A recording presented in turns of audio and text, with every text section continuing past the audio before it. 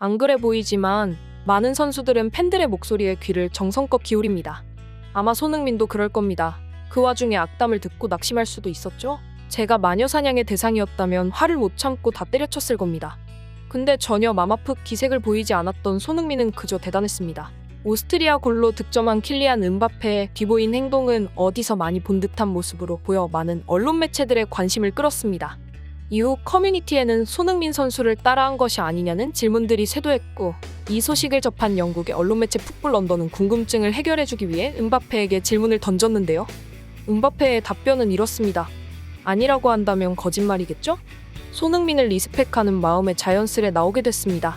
어쩌면 음바페가 손흥민 선수에게 공감하게 된 계기는 실제로 윙어라는 같은 포지션으로 활약하는 선수일 뿐만이 아니라 손흥민 선수와 비슷한 과거를 거쳐왔기 때문일지도 모릅니다. 사실은 킬리언 음바페도 손흥민 선수에게 공감하게 된 건 표하는 나름의 이유가 있습니다.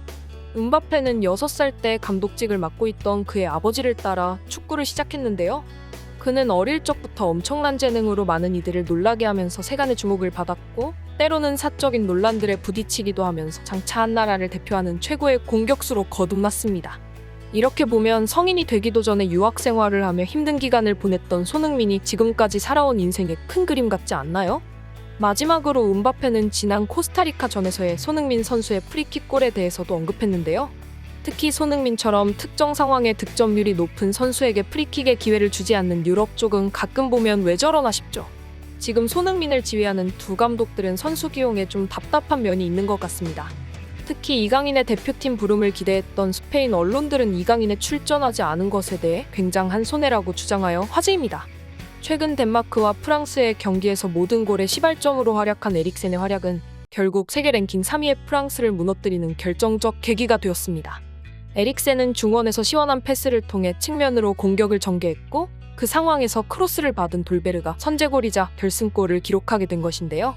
스페인 언론에서는 리그 내에서 몸값이 가장 많이 오른 10인을 소개하면서 9위의 이강인을 소개할 때 이강인 역시 한국을 위해서 완벽한 플레이메이커의 역할을 할 수 있는 선수이다.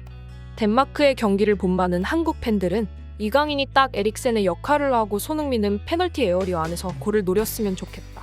이강인의 또 다른 활용 가능성이 제시됐다고 들었습니다. 간접 프리킥에서 이강인의 정교한 킥 능력, 플레이메이커로서의 완벽한 능력, 그리고 준수한 수비까지 현재 대한민국 대표팀이 필요하다 여겨지는 덕목을 모두 두루 갖춘 이강인. 과연 우리는 이강인이 다음 경기에서 선발로 나서는 모습을 볼 수 있을까요?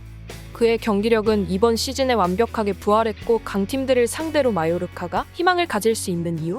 심지어 ESPN에서도 아시아 팀들이 피파 월드컵 A매치 기간 안에 해결해야 하는 질문 중 하나로 손흥민을 받쳐주는 팀원들이 얼마나 잘 준비되었나. 이강인과 정우영은 둘 다 한국의 훌륭한 선수로 거론되고 있지만 어쩌면 현재 태극 전사들의 사이에서 더 주전적인 역할을 해야 한지도 모른다. 특히 이강인은 최근 덴마크의 에릭센이 프랑스를 무너뜨린 것처럼 한국을 위한 결정적인 역할을 할 수 있을 것. 전문가들의 의견까지 이어졌습니다. 그동안의 결과로 볼 때 우리 선수들의 성향과도 맞지 않고 더구나 강팀들에게는 전혀 시도 먹히지 않는 빌드업만 아직도 주야장천 시도하고 있는 벤투는 대한민국 월드컵 대표팀을 아직 자신의 연구대상쯤으로 여기는 듯하다. 월드컵 2달 남은 상황에서 한국도 벤투 경지를 논하고 잉글랜드도 감독 경지를 원하고, 휴, 그냥 대반전 일어나길 바라는 수밖에요. 대한민국은 다시 한번 심기일전에서 너무 잘하려고 하지 말고 월드컵 마지막 평가전인 만큼 무조건 승리만 할 수 있길 바라봅니다. 늑대 축구이 준비한 영상은 여기까지입니다. 끝까지 시청해주셔서 감사합니다. 구독과 좋아요 한 번씩만 꼭 부탁드리겠습니다.